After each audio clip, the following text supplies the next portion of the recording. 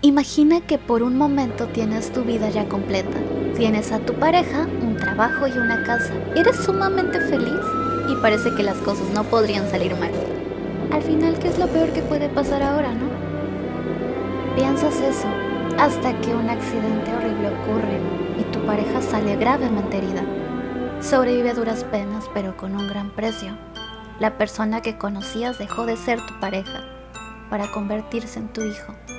Dejó de ser tu compañero de vida para ser ahora tu responsabilidad total. Dejó de ser un adulto independiente para tener la edad mental de un bebé.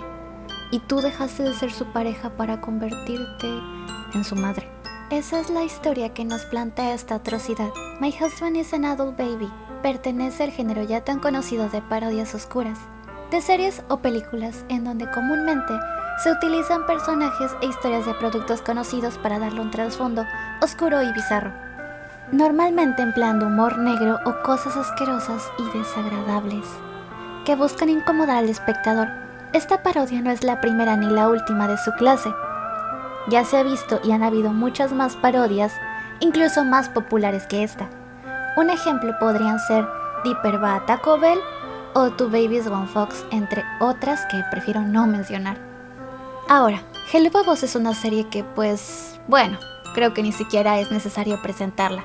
Sin embargo, lo que me parece interesante de esto es que cuando se hacen este tipo de parodias oscuras, normalmente se utilizan productos hechos para niños o un público más familiar. Me parece bastante irónico que se utiliza demasiado y a mi parecer se explota mucho de que traten de darle tanto ese contraste oscuro a un show infantil para que al final terminen utilizando las descripciones gráficas y desagradables como su punto más fuerte de shock. Que si bien no lo considero del todo malo, es obvio que son solo edgys queriendo shockear e incomodar al espectador de la manera más sencilla y burda posible, debido a que normalmente no saben escribir una historia que sea verdaderamente choqueante, sin utilizar ese recurso barato que todos digan, uy no, pije, eso sí está muy pasado de edgy, güey, y eso que no soy sensible. Pero bueno, yo mejor me voy con los Wilson. Pero en realidad solo son las primeras burradas y asquerosidades que al autor se le pasen por la mente. Sé que parece que divago mucho, pero en un momento entenderán mi punto. Nuestra historia comienza con los protagonistas de la serie, Millie, Moxie y Blix, su jefe, terminando una misión en la Tierra, matando a alguien que sospechosamente se parece a cierto multimillonario con una isla privada, pero rápidamente descartamos esa posibilidad al ver que es cafecito. Millie y Moxie estaban distraídos hasta que su jefe, Blitz, en una de sus estupideces, que por cierto en esta parodia voy dando aviso que van a odiar a Blitz, o al menos a este Blitz, porque es un maldito idiota egoísta que por poco o nada le importan los demás. El caso es que deja caer un yonke sobre Moxie, esto por intentar mostrar de una forma original de matar a su objetivo. Entonces cuando esto sucede se nos muestra en un panel en donde evidentemente se muestra el contenido que posee en la cabeza Moxie. Al ver esto, Millie, la pareja de Moxie, empieza a llorar mientras sostiene el cuerpo de su esposo tratando de pedirle ayuda a su jefe. Esto mientras vemos cómo el contenido de la cabeza de Moxie se cae al suelo. Y en este panel quizás solo sea mi imaginación, pero considero esto una clara referencia a la pintura de Iván el Terrible y su hijo. No tiene mucho que ver en la historia, pero me pareció un detalle interesante y una buena referencia. Entonces, indiferente de la situación, Blitz solo acerta a preguntarle a Millie si Moxie tenía un seguro médico, para después decirle a Moxie que no sea tan llorón y que fue su culpa que no haya esquivado su yunque. Todo esto para después irse sin preocuparse o hacer algo más ante la desesperación de Millie. Muchos meses después, podemos observar a Millie verificando si había comprado todas las cosas que necesitaba. Lamentablemente quiebra en llanto cuando se había olvidado de lo más importante, leche. Justo en ese momento, entra en la cocina lo que alguna vez fue Moxie, babeando, apenas pudiendo pronunciar palabras. Su llegada inesperada asusta a Millie, quien rápidamente se recompone al ver que Moxie estaba pidiendo algo. ¿Qué pasa, cariño? ¿Otra vez te cagaste encima? Millie trata de revisar hasta que Moxie, molesto, gime el nombre de Millie, en señal de que no era eso lo que pasaba. Ella confundida trata de entender qué es lo que quería, hasta que Moxie le baja la camisa a Millie, dejando al descubierto su pecho, para después empezar a amamentarse de él. Millie lo entiende, solo quiere comer. Sin embargo, la forma en la que trata de alimentarse la termina excitando. Millie no había podido sentir placer desde hace mucho tiempo, debido a la condición de Moxie. Ella había estado tan estresada por tanto tiempo, y ese gesto de Moxie había sido suficiente para encender algo en Millie. Ella dudaba hasta que vio que Moxie tenía una erección. Sin querer pensarlo más, Millie saltó encima de Moxie desgarrando su propia ropa para poder sentir a su amado una vez más. Había estado tan sola y por tanto tiempo que no le importaban las condiciones. Ella quería sentir a su esposo de nuevo, aunque fuera de una manera tan lejana. Quería compartir un momento íntimo con él otra vez. Estaba tan desesperada por sentir que su esposo estaba con ella otra vez, que no miraba lo que en verdad estaba haciendo. Mientras trataba de encontrar a su esposo a través del acto, Millie comenzó a gritar y a decir cosas guiadas por su emoción. Esto asustó a Moxie, quien comenzó a verla como un monstruo queriendo llevarse su alma. De inmediato Moxie gritó y saltó del susto huyendo y dejando en el suelo a Millie. Mientras Moxie sale huyendo, Millie le grita: «Vuelve aquí, maldito retrasado». Es importante notar cómo aquí Millie por un momento entendió toda su situación, como esa breve euforia fue arrebatada por la cruda realidad. Él ya no era su esposo. Furiosa y frustrada, solo pudo gritarle lo que le había quitado su paz, su vida, su esposo, pues si bien él era Moxie, realmente ya no lo era. Lo que tenía en su casa viviendo con ella ya no era el amor de su vida, ya no era la persona de la que se enamoró, pues si bien es algo doloroso y desalentador, era lo cierto.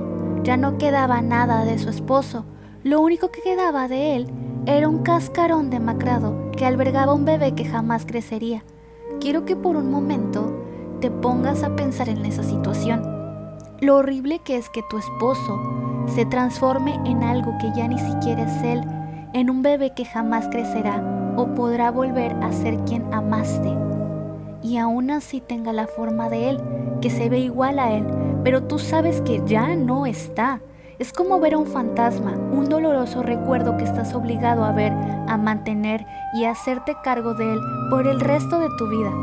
La frustración, el dolor y todo lo que pasa por tu mente cada segundo al estar con él y no poder sentirlo, no poder sentir esa seguridad y confianza que te daba, porque solo queda un cascarón. Sin embargo, no puedes odiarlo, porque él de alguna manera está aquí contigo, o al menos su recuerdo. Todo esto es una dependencia emocional tan dolorosa que no puedo imaginar decírsela ni a mi peor enemigo. Entonces, todo ese dolor nos lleva a la siguiente escena del cómic, donde Millie, al sentirse insatisfecha, llama a Blitz para, ya saben para qué. De una manera cínica, en todo momento, le recalca a Millie su desinterés por su situación, e incluso hace bromas de cómo su marido retrasado ya no puede tener sexo con ella. Pero Millie ha llegado a un punto de quiebre, en donde todo esto ya ni siquiera le interesa. Ella va a buscar una salida, una distracción, algo para poder sentirse normal otra vez. Así que invita a Blitz a su casa, en donde ésta le dice a Blitz que espere mientras arregla algo. Blitz, nuevamente, demuestra su desinterés, aunque sabe por el dolor que pasa Millie. No mucho tiempo después, Millie sale desnuda a la sala donde estaba Blitz, proponiéndole tener relaciones. Sin embargo, es importante notar lo siguiente: Millie lloraba mientras intentaba posar sensualmente para Blitz. Ella no podía dejar de llorar. En este panel se nos muestra cómo su desesperación la había llevado a un punto crítico en donde ya no pensaba correctamente lo que hacía, valiéndole absolutamente madre. Blitz acepta de una y no pierde la oportunidad de volver a burlarse del problema de Moxie mientras le presume a Millie su cosita. Entonces pasa lo que tiene que pasar, y algo que me gustaría resaltar es que en cierto momento Blitz le dice a Millie que le diga que lo ama. Ella apenas lo balbucea, pues duda y se siente culpable de lo que está haciendo. Esa culpa explota cuando Moxie entra en la habitación, solo pudiendo balbucear el nombre de Millie, pues recordemos, él no sabía lo que pasaba. Sin embargo, se preocupaba por ella. Le estaban haciendo lo que a él tanto le aterraba, y esa preocupación se puede notar brevemente en sus ojos, pues a pesar de su confusión sabía que algo andaba mal. Entonces Millie, al verlo, se detiene inmediatamente.